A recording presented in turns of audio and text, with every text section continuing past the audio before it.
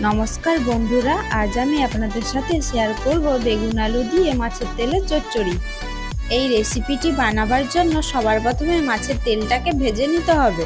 তার জন্য কড়াইতে দিয়ে দিচ্ছি 1 টেবিল চামচ সরষের তেল। এবার মাছের তেলটাকে লবণ হলুদ দিয়ে ভেজে নেব।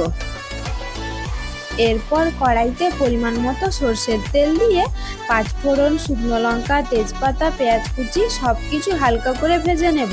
পেঁয়াজ ভেজে নেওয়ার পর কেটে রাখা সবজিগুলো দিয়ে দেব।